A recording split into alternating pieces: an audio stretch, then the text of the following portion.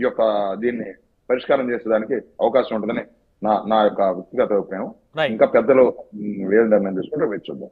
నాగేంద్ర గారు, సో ఏంటి సార్ పోస్టుల కోలాహలం, నామినేటెడ్ పోస్టుల కోలాహలం జనసేనలో మొదలైంది.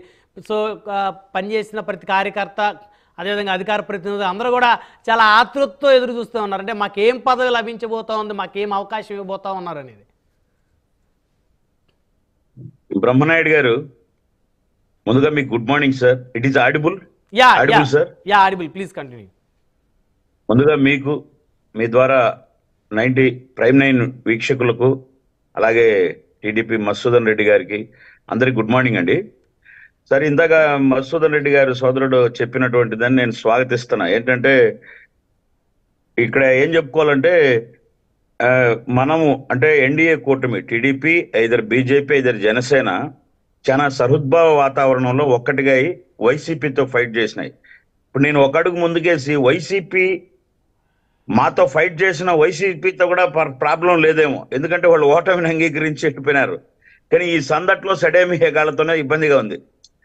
అంటే ఇందాక ఆయన చెప్పాడు, ఆయన అంతా క్లియర్ గా చెప్పలేకపోయినాడు, మంది ఓపెన్ కాబట్టి చెప్తున్నా. ఎందుకంటే అధికారం వచ్చాక అధికారం లేకుండా కొంతమంది బ్రతకలేరు సార్. అవును.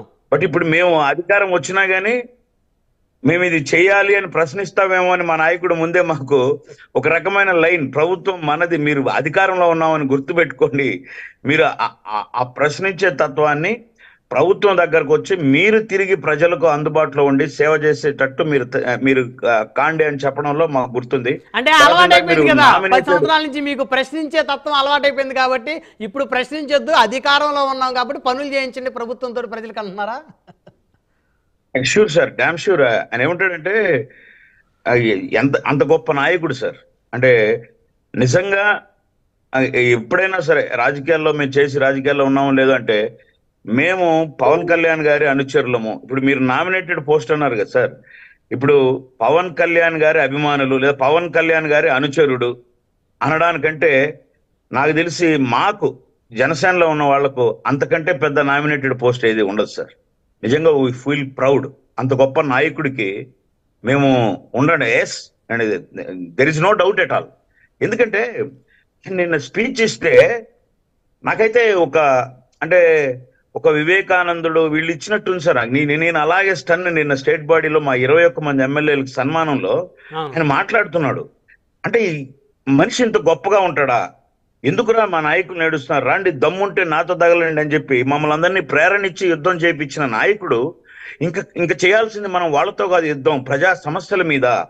ప్రజలకు వాళ్లకు మనకు తేడా ఏముంది, ఇంకా మన బాధ్యతను గుర్తించండి అంటూ ఆయన ఒక మాట అన్నాడు సార్. అంటే మనం కూడా ఎవరైతే వారసత్వం లేదా నా కొడుకు మా నాయన ఎమ్మెల్యే అని చెప్పి వీధుల్లోకి వచ్చి అధికారులతో గొడవ చేసి ఇటువంటివి చేస్తారో వీళ్ళని నేను వదులుకోవడానికి సిద్ధంగా ఉండా.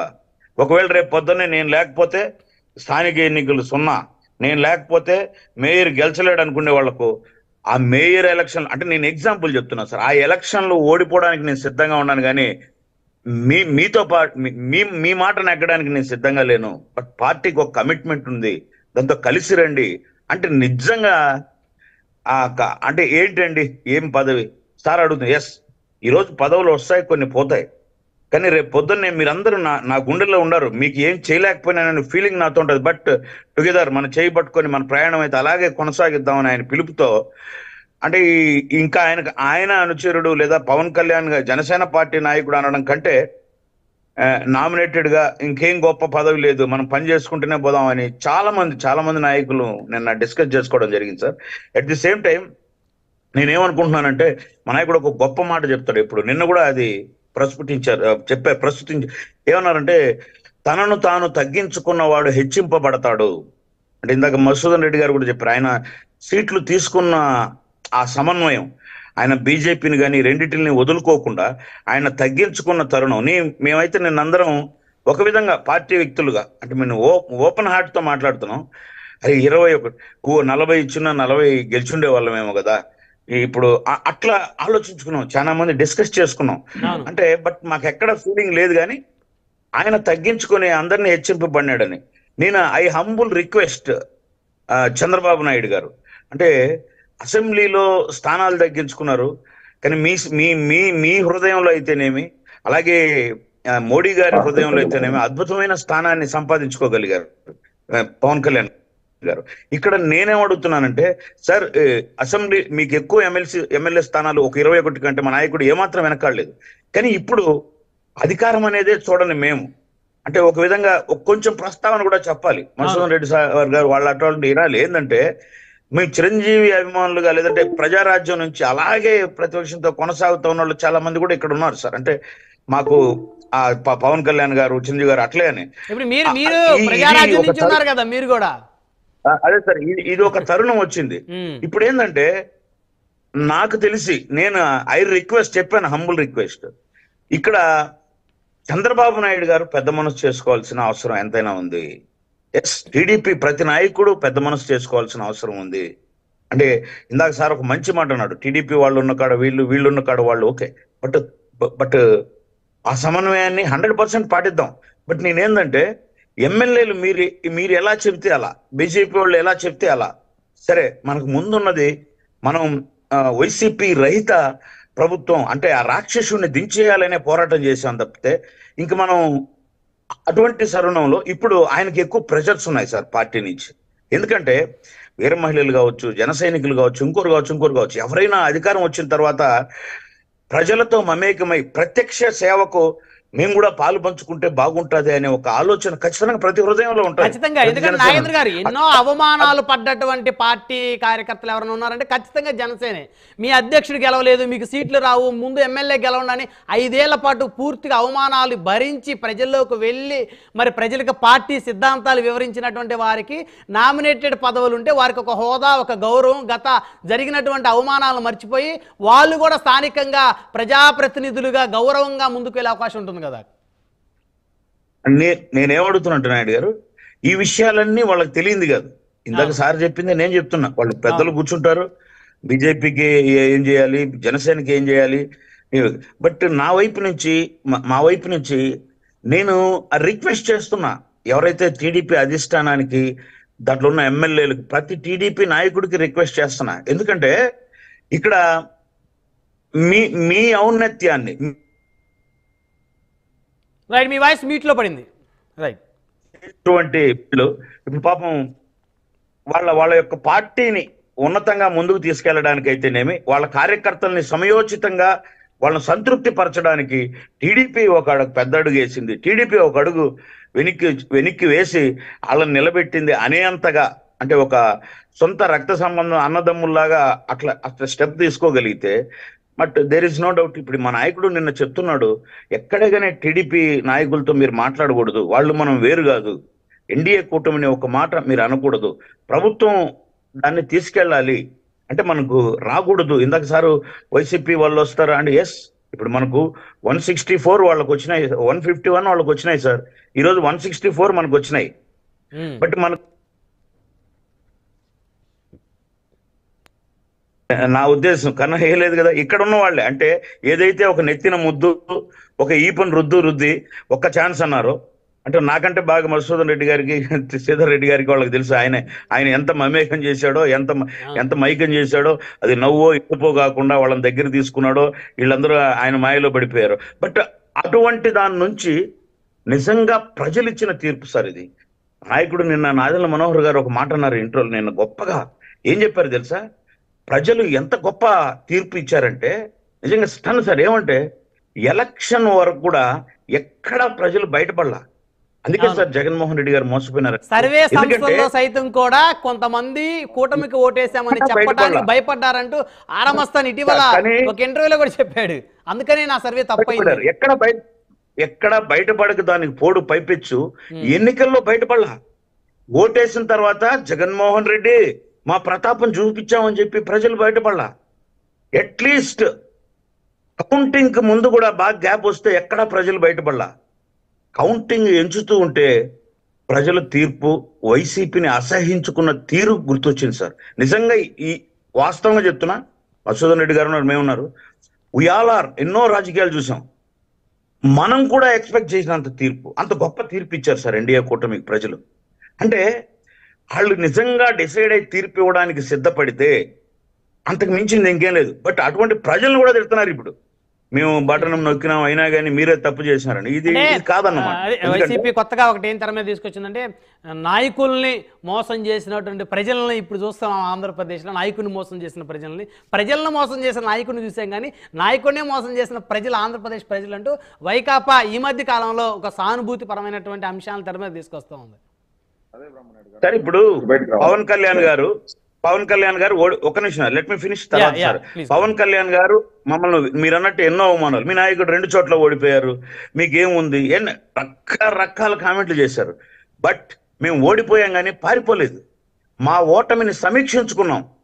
ఎందుకు మనం ఓడిపోయాం, ఎందుకు మనం 6% అంటున్నారు, మా ఓటమిని సమీక్షించుకున్నాం. అంత పెద్ద పార్టీగా ఉన్నటువంటి వైసీపీ పార్టీ, నేను ఇంక మా నాయకుడు ఎక్కడా కానీ ఒక చిన్న పదం కూడా వాడొద్దు అన్నాడు సార్. ఎంత గొప్ప మనసు అంటే నేను రివీల్ చేయక తప్పదు సార్, నాకు ఒక నిమిషం ఇవ్వాలి. ఏమన్నాడంటే వైసీపీ మనకు రాజకీయ ప్రత్యర్థి కానీ శత్రువు కాదన్నాడు సార్. అవును, అంటే ఈ అరుదుగా ఉంటారు సార్ ఇట్లాంటి నాయకులు.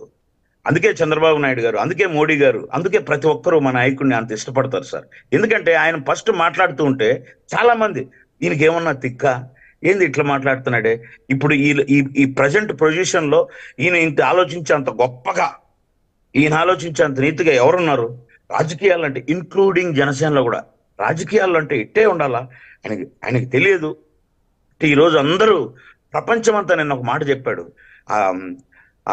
అంబానీ గారి వివాహానికి వెళ్ళాను నేను వెళితే అక్కడ నేను చాలా తక్కువ, అంటే పెద్ద పెద్ద రాజకీయ ఒద్దండలు వచ్చారు. ప్రపంచానికి, దేశానికి కాదు, భారతదేశానికి ఒక దిక్సూచి లాగా నిలబడ్డారు పవన్ కళ్యాణ్ గారు. మీరు 100% మీరు ఇచ్చిన సీట్లు కొట్టి అసలు ఇది ఎలా సాధ్యం, ఇంత గొప్పగా ఎలా ఆలోచించారు అని అడుగుతూ ఉన్నారు. అంటే నిజంగా మాకు లిటరల్ గా, అంటే ఆయన సాధించిన విజయం, ఆయన చెప్పుకోడు నేను ఇంత గొప్ప ఉన్నాయి అది ఇదని, ఆయన సాధించిన విజయానికి అక్కడ ఉన్నటువంటి ఆ రాజకీయ ఉద్దండులు ఆయన చెప్తూ ఉండాలని కానీ మీ ముందు నేను షేర్ చేసుకుంటున్నాను అంటే నిజంగా అక్కడున్న మా అందరికీ కంట్లో నీళ్లు వచ్చాయి సార్. అంత గొప్పడు మా నాయకుడు. బట్ ఇక్కడ నేనేమంటున్నానంటే మళ్ళీ నేను ఇక్కడికి వస్తున్నా, అంటే వీటిల్లో 100% పెద్ద మనసు చేసుకోవాల్సిన అవకాశం, అంటే ఆయన విజనరీ నాయకుడు, 40 సంవత్సరాలు రాజకీయాల్లో ఉంటూ ఉద్దండు. నిన్న కూడా మా నాయకుడు అదే అన్నాడు, ఆయన విజనరీ అనేది కనిపిస్తా ఉంది. కాబట్టి అటువంటి నాయకుడిని మేము ఎన్డీఏలో వితౌట్ మాకు కూడా ఆయనే కదా సార్ ముఖ్యమంత్రి. మరి మా ముఖ్యమంత్రి గారిని మేము జనసేన పార్టీ నుంచి మేము రిక్వెస్ట్ చేస్తున్నాం సార్, ఇటువంటి పరిస్థితుల్లో మీ అన్నదమ్ములుగా మేము మీతో చేయగలిపినందుకు మా నాయకుడు, మీరు అంటే ఆ సీట్లు తక్కువ ఎక్కువ అవన్నీ మీరు చూసుకున్నారు. బట్ ఇప్పుడు మీరు మీ నాయకులను ఒప్పించి పెద్ద మనసు చేసి, అంటే అది 1 సంవత్సరం ఉంటుందా 2 సంవత్సరాలు ఉంటుందా అని కాదు, నేను స్టార్టింగ్ లోనే చెప్పాను సార్, పవన్ కళ్యాణ్ గారు అనుచరుడు లేదా పవన్ కళ్యాణ్ గారు జనసేన నాయకుడు, పవన్ కళ్యాణ్ గారి అనుచరుడు, పవన్ కళ్యాణ్ ఫాలోయర్ కంటే 100% మాకు ఏ నామినేషన్ కాదు. కాకపోతే ఇందాక మీరు ఒక మాట అన్నారు, మిమ్మల్ని ఎన్నో అవమానాలు చేశారు అని. ఇప్పుడు పోరాడిన విపరీతంగా ఫ్రంట్ ప్లేస్ లో ఉండి ఇంట్లో వాళ్ళను, నాయకుడితో పాటు మా ఇంట్లో వాళ్ళను అందరినీ తిట్టించుకున్న నాయకులకు అంటే ఎట్లుంటుందంటే, ఏరా ఇప్పుడు మీ పార్టీ వచ్చింది కదా, ఏమైంది మీ పొజిషన్, ఎగిరిగిరి పడినవి అంటే నాట్ ఓన్లీ ఫర్ మీ, చాలా మంది నాయకులు అంటే చేస్తారు కదా. కాబట్టి దానికోసమైనా చంద్రబాబు గారు పెద్ద మనసు చేసుకొని అట్లా మా పార్టీ కోసం ఫ్రంట్ లైన్ లో నిలబడి పోరాడినటువంటి సీనియర్లను, అంటే ఇందాక మధుసూదన్ రెడ్డి గారు చెప్పినట్టు ఎలక్షన్ టైంలో వచ్చి ఇక్కడ కూడా అధికారం ఎలా ఇస్తాం అని చెప్పి వచ్చిన వాళ్ళకి కాకుండా వాళ్ళకు కూడా ఇద్దాం. 2 సంవత్సరాల్లో 1 సంవత్సరంలో మళ్ళీ ఎలక్షన్ ఉన్నాయి, స్థానిక ఎన్నికలు.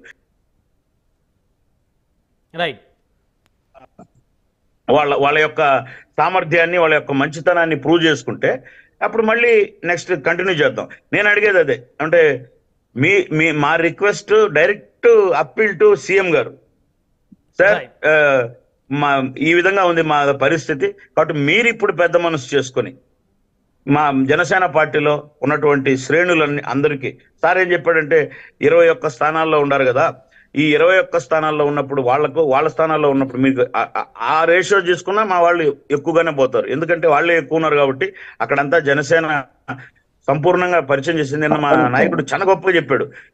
ఎన్టీఆర్ గారు నిలబడినప్పుడు కూడా శాతాలు చెబితే ఈ విధమైన మెజార్టీ రాలేదు. 70 రైట్. ఇక్కడ ఒక విషయం నాగేంద్ర గారు, రాయలసీమలో మీరు బలంగా పోరాటం చేశారు. జనసేన పార్టీకి రాయలసీమలో వాస్తవంగా నాయకత్వం తక్కువే, అందులో ఎలాంటి డౌట్ లేదు, కంపారిటివ్ ఉత్తరాంధ్ర కోస్తాంధ్ర జిల్లాలతో పోల్చుకుంటే.